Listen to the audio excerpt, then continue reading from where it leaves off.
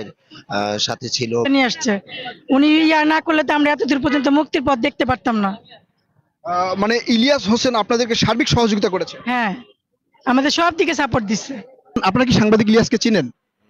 হ্যাঁ, আমরা আপনার চিনি। আমরা দেখেছি ওনাকে সবচেয়ে বেশি সোচ্চার হতে এই বিডিআর বিদ্রোহের পুনর্বিচার নেওয়া।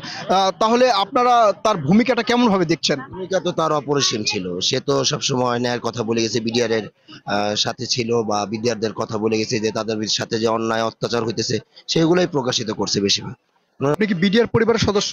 হ্যাঁ, আজকে যার মুক্তি হবে উনি কে হন আপনার? আমার বাবা। উনি কতদিন ধরে আটকা আছেন? 16 বছর। এই 16 বছরের মধ্যে কি আপনি আপনার বাবাকে দেখেছেন? এমনি দেখেছি কিন্তু কাছে পাইনি। জেলখানায় এসে দেখা করেছেন? হ্যাঁ, আপনার আব্বা কি এই বিডিআর বিদ্রোহের যে বিষয় ওই দিন কি ঘটেছিল এই ধরনের কিছু বলেছে আপনাদের? না আমি তো তখন ছোট ছিলাম, 3 মাসের ছিলাম। আমার বাবার সাথে আমি এগুলা শুনিনি। এখন আপনি কি করেন? আমি পড়াশোনা করি। এই পড়াশোনার ভিতরে এই বিডিআর বিদ্রোহ সম্পর্কে কিছু জেনেছেন? হ্যাঁ, জেনেছি।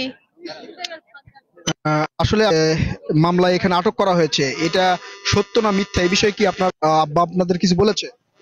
হ্যাঁ, বলছে এটা মিথ্যা। এখন আপনি আমার মা, আমার ভাই, আমি, আমার খালাতো বোন। এরা সবাই আসছে। হ্যাঁ, আজকে আপনাদের এই যে বিডিআর সদস্য আপনাদের পরিবারের যে আত্মীয় স্বজন মুক্তি পাবে কেমন লাগছে আপনাদের? অসাধারণ অনুভূতি। আহ, আচ্ছা মামলায় যারা হচ্ছে আপনাদের স্বজনদের আসলে বলছেন যে এই যে দীর্ঘদিন থেকে তাদের জীবন থেকে যেই 16টা বছর কেটে আমরা পাইনি, আমি আর যে ক্যান্সার জানেনই তো, লক্ষ লক্ষ টাকা। বিডিআর ফ্যামিলি গুলো আমরাই বুঝতে পারতেছি যে আসলে আমাদের সাথে কি হয়েছে।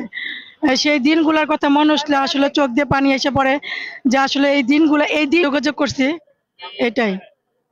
আপনাদের এই যে কিছুদিন আগে আমরা বিডিআর সদস্যদের যেই একটা দেখেছিলাম, মানে বিক্ষোভ মিছিল বা সমাবেশ দেখেছিলাম, এই সমাবেশের নেতৃত্ব দিয়েছিলেন কারা? আসলে আমি সেদিন অসুস্থ ছিলাম তো আমি যেতে পারি নাই। আচ্ছা, আপনাদের এই বিডিআর বিদ্রোহ নিয়ে সবচেয়ে বেশি সোচ্চার দেখেছিলাম আমরা অনলাইনে ইলিয়াস হোসেন, সাংবাদিক ইলিয়াস হোসেন। ইলিয়াস হোসেনকে আপনারা চিনেন? হ্যাঁ চিনি, উনি তো আমাদের এত দূর পর্যন্ত নিয়ে আসছে।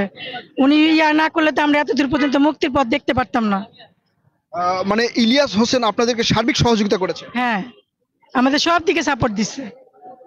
আপনারা ইলিয়াস হোসেন সম্পর্কে যদি একটু বলতেন, সে কিভাবে সাপোর্ট দিয়ে? বলতে পারবো না সঠিকভাবে, বিস্তারিত আমি বলতে পারবো না।